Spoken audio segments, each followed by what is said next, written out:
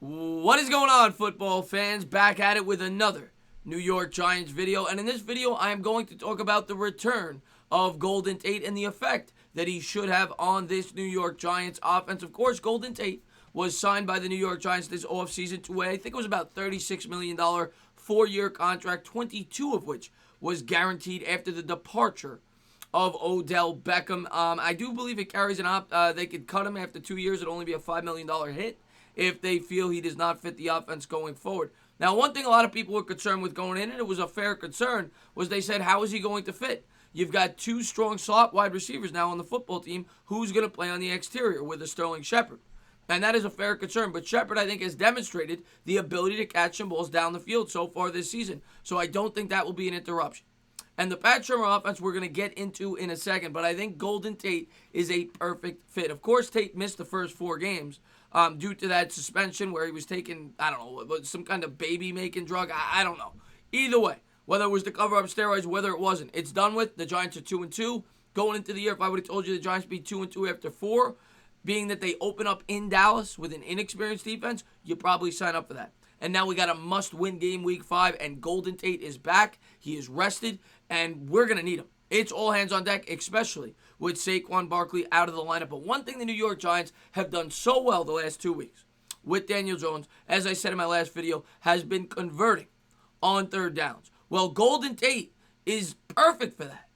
You know, he's one of the best slot wide receivers in football. And let's pull up this graphic. This is from 2017. And I don't think this was for the entirety of the season, but it was late into the year. I think it was through week 12, 13.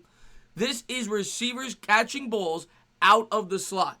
Golden Tate ranks second, only behind Larry Fitzgerald, who was at 546. And then the number to the right, that blue number, I want you to take a look.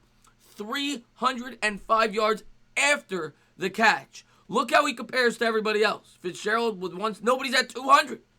He's got 305, and that is what he will bring to this offense.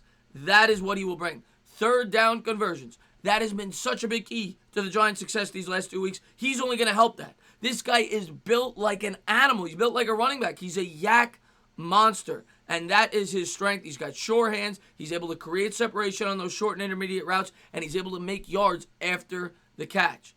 And that's what you got to love about Golden Tate, and that is what is perfect for a Pat Shurmur offense. The Pat Shurmur offense is kind of a hybrid between the West Coast offense and, he's got a little bit of Chip Kelly's offense in him as well, as he was the OC over there. But, it's kind of a hybrid, but it is much like a West Coast offense. And what the West Coast offense calls for is a play-action rollout, short and intermediate throws, and a run-pass option, which is why Daniel Jones fits it so well. He's great at rolling out of the pocket. He could run with the football if need be, and it's a perfect fit. That's why they drafted Daniel Jones. That's why they signed Golden Tate.